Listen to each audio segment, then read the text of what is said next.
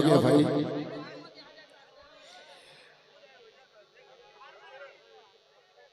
परम आदरणीय सम्मानीय आयोजक समिति से निवेदन है, कलाकारों को जो आने जाने का रास्ता है उसको पूरा खाली रखें। और बंजारे जी, आप हमारे बड़े भाई हो, आपकी नैतिक जिम्मेदारी बनती है कि जगह को पूरा खाली, जो खाली करने आ रहे हो खुद गिर जा रहे हैं।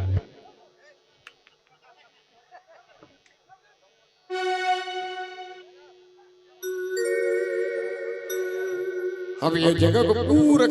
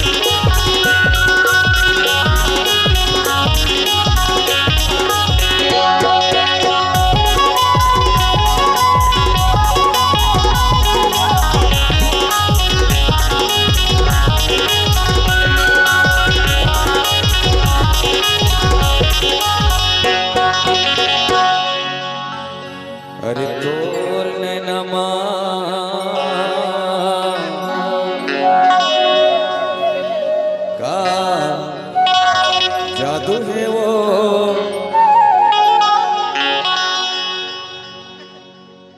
भैया मोला बना देना। अरे तोर बोली माँ का जादू है रे, बदली मोला बना देना।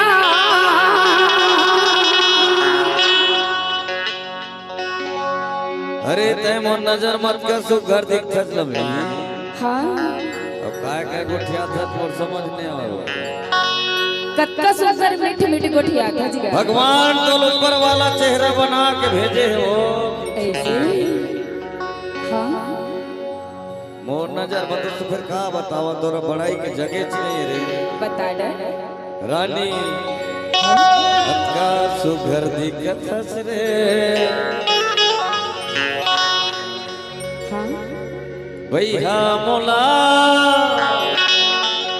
बना दे बेकार। ऐसे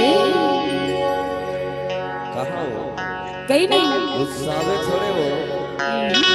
रानी तोर ने नमका जादू है, भैया मोला बना दे।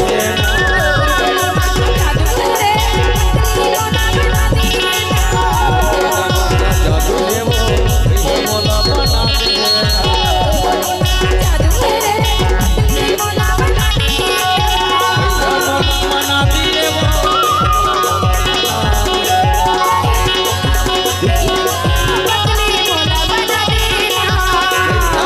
बना दे करे बल्ला बना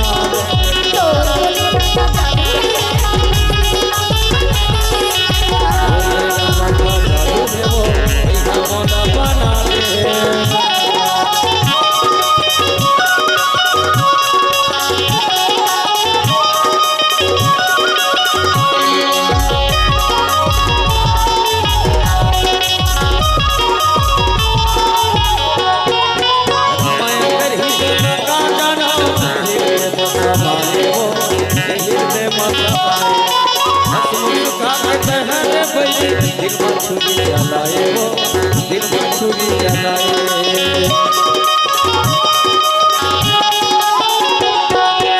मैं अगर ही तो लगा जाना दिल में